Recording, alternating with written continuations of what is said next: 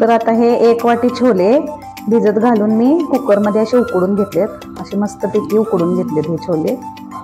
आता यासाठी आपण लागणारं साहित्य बघूया। आता छोल्यांसाठी मसाला तयार करण्यासाठी आपण साहित्य बघूया काय लागणार।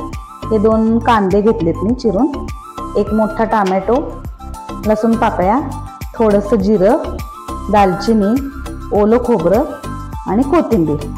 हे आता आपण मिक्सरमधून वाटून घेऊया।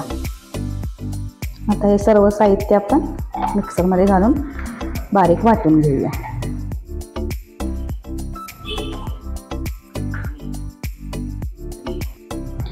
आता हे मिक्सरमधून वाटून घेतले बघा, मस्त अशी बारीक पेस्ट करून घेतले।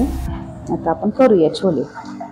आता मी इथं कढई तापत ठेवली आहे, त्यात आता 2 ते 3 चमचे आपण तेल घालून घेऊया। आता तेल तापलं की त्यात थोडं जिरं घालून घेऊया।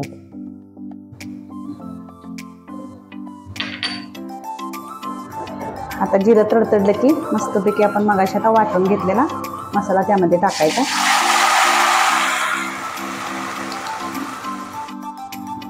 आता हा मसाला भाजून झालाय, आता तेल सुटले बघायला मस्तपैकी,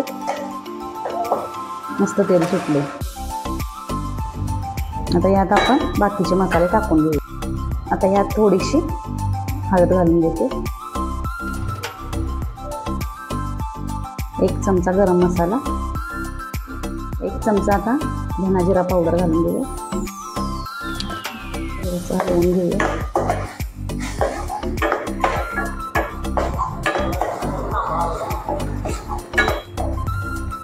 यात आता मी चवीपुरतं मीठ टाकून घेणार आहे।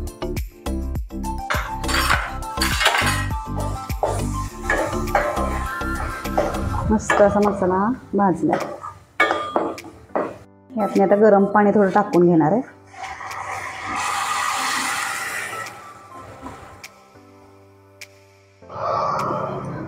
आता यामध्ये आपण छोले टाकून घेऊया। छोल्यांचं पाणी थोडं शिजवलेलं आहे, त्याच्यासकटच टाकते मी।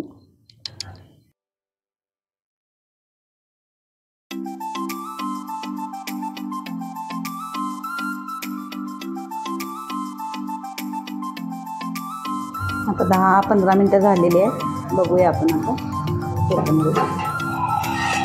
हा मस्त असा कलर आलेला आहे, बघू शकतो।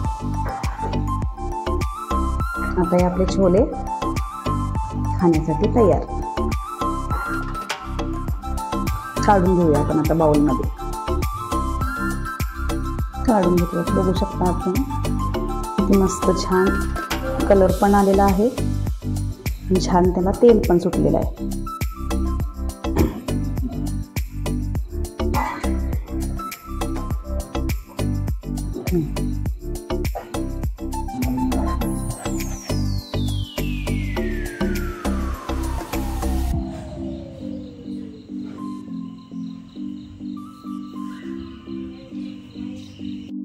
श्रेयस, छोल्यांची भाजी तयार। हो, भाजी सोबत पुऱ्या पण, चपला की विषय। मग कसा आहे?